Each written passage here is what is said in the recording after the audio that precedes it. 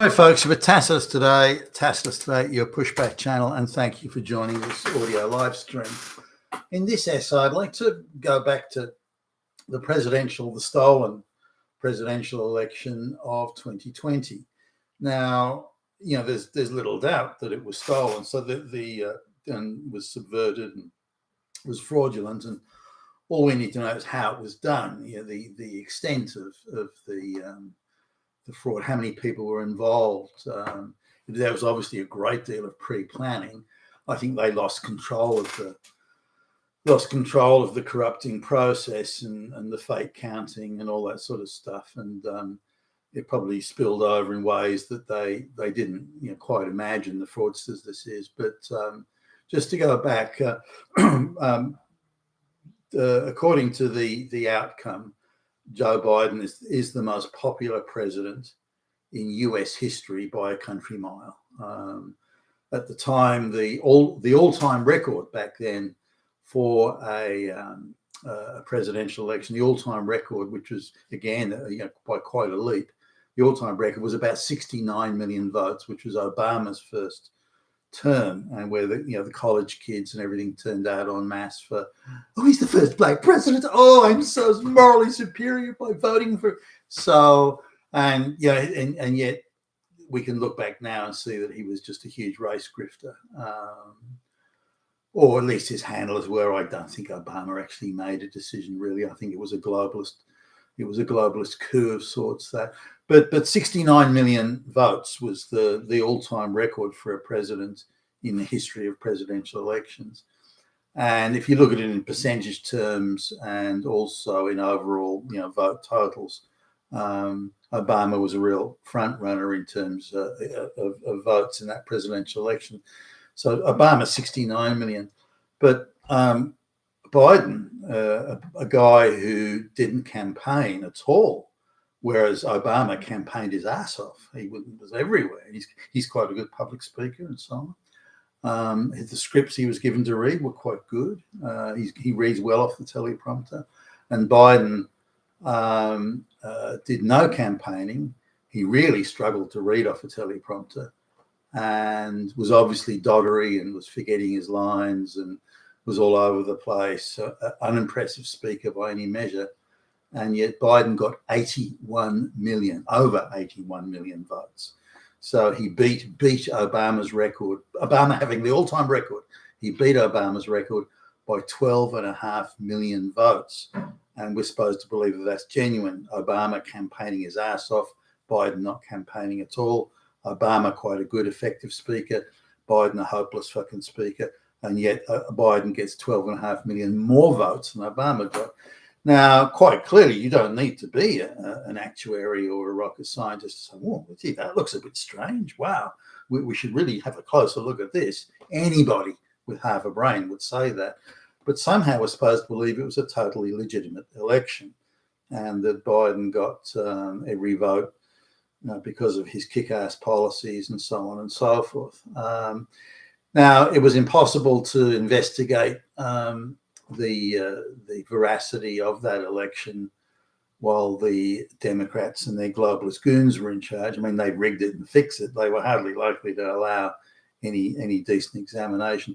What has surprised me, though, is since President Trump took office, that the activity and the effort and the focus on investigating that 2020 election has been, I think, dragging their feet. Now, whether it's public servants that just are slow walking it and just do everything they can to drag their feet to prevent an examination, because plenty of the people I would think that are in the public service today would have been active participants in the electoral fraud in 2020. So you can understand why they would drag their feet on that. But there hasn't been, in my view at least, there hasn't been what I think should have been a very serious, special task force put together to go after this and investigate, every bit of paper and every electronic communication, to interview, how many witnesses it took to do.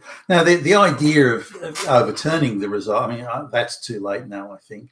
But the fraud, the extent of the fraud, who was involved, how many were involved, this needs to be fully examined, and it's still relevant that people need to be charged with electoral fraud, given the scale of the fraud. Now, if you look at trend lines of voting trend lines, the weaker candidate in the election, and Biden was by far the weaker candidate, the weaker candidate for a presidential election. If you look at the trend line, then Biden should have got trend-wise somewhere between 59 and 62 million votes. Remember, he was credited with having got 81 million. So that means we're looking for a fraud, a level of fraud, a magnitude of voter fraud, electoral fraud of somewhere in the vicinity of 20 million votes, give or take, around that number. And so that's a lot. Now some of it can be because of the the mail-in voting, which obviously was a great source of that great cover story for mass voter fraud and was clearly used for that. But to 20 million votes is a lot. That means a lot of people were involved in that fraud. It's not just one or two people here or there. So if you look at was it just a handful of people who may have been the sort of the master organisers of it, but how many people were involved at the lower level? Now, there was a sort of a documentary done by Dinesh D'Souza, and he produced, I think, very credible theories and evidence of thousands of mules that were used to deliver fake votes into things like drop boxes and so on, voter drop boxes. This was all because of the supposed COVID epidemic. And so how many, were there 2,000 that delivered the, because if you sort of look at 20 million votes, then you don't need that many people with 100 votes in their pocket each, or thereabouts 200 votes. You don't need that many people, less than 10,000 to actually commit the frauds. Multiple levels of sort of micro type fraud all over the United States. So who organised them? Who choreographed that? How many globalist NGOs were involved in aiding and abetting this? This all needs to be nailed down and charges laid. Now, whether or not you imprison the thousands that were involved, because some would have been just unwitting patsies. Low IQ and witting pat. I mean, is it worth really throwing them in prison? But a number of people do. But the extent and the machinery of the fraud needs to be exposed and laid bare so that every American voter can see just how they were defrauded and deceived. If the American public voted for President Trump.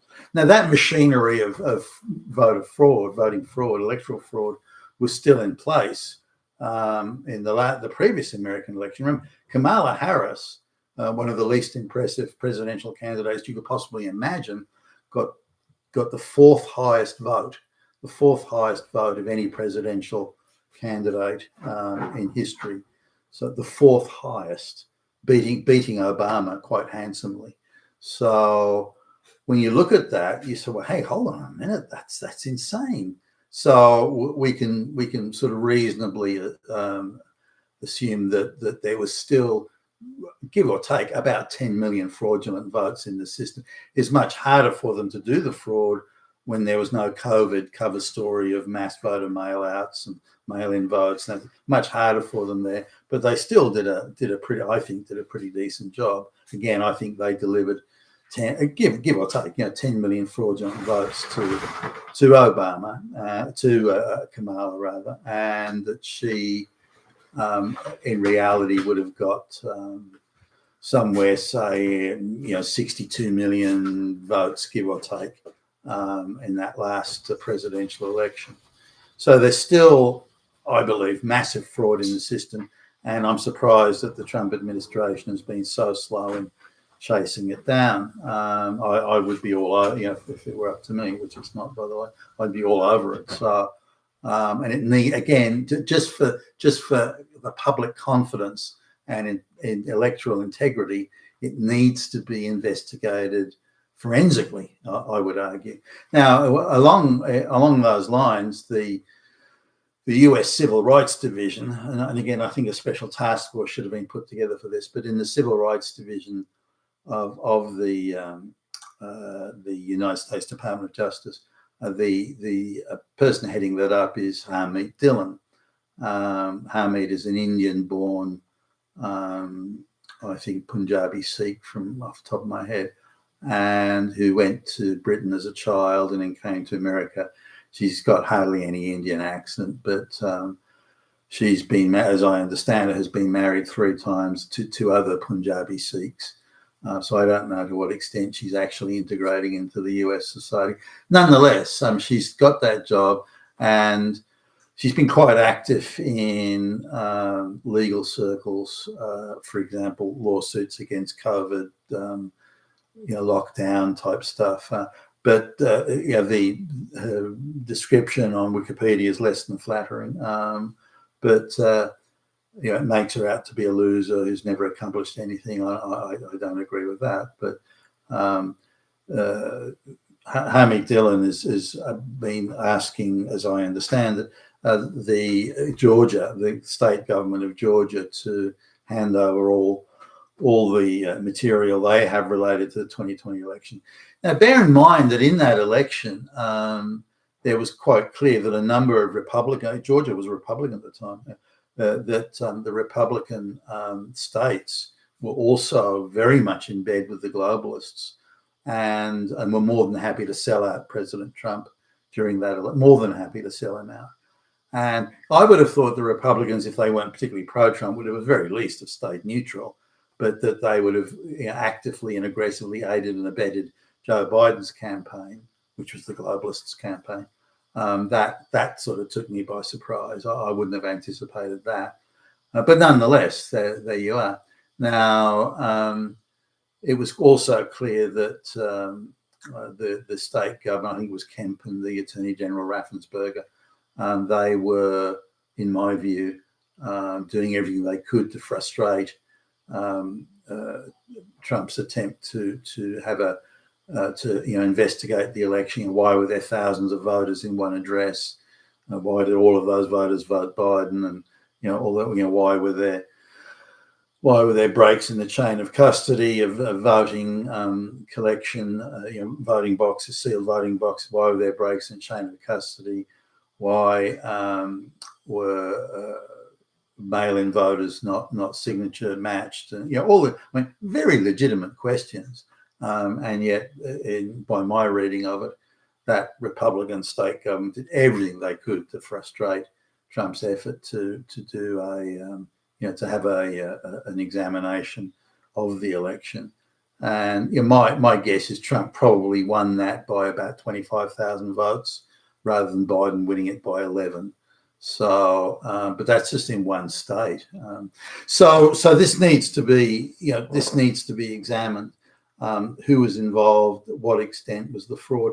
Whether or not some of these people should be prosecuted or quietly told to retire and go off into the distance, I don't know. That's a political decision. If too many people are charged and dragged into courts and so on, that could have the reverse effect. Rather than upholding sort of thoughts of integrity and voting integrity, electoral integrity, it may have the opposite effect. If there's too many, if tens of thousands of them are dragged, it may have the view that the whole voting system is so corrupted that it's beyond redemption, and the public may lose all confidence, going out the other end, rather, depending which end of the telescope you're looking for, go at the other end. So that it's not only going to be a legal issue and a logistical examination of the facts and the paper trail and electronic trail. It's going to be all of that. It's also going to be, to some extent, a political decision as well, as to just whether or not there's going to be tens of thousands of court cases, or whether or not people are just told quietly, look, resign or we'll do this to you. But let's see. But that examination, I hope that Deputy Secretary or Assistant Secretary Harmeet Dillon goes after this, and the team around with great gusto and much vigour, because it needs to be done. It is critical, I believe, for the not only integrity of the voting system, but then public confidence in the electoral system. You've been a Tacitus today, your pushback channel. Thank you for listening.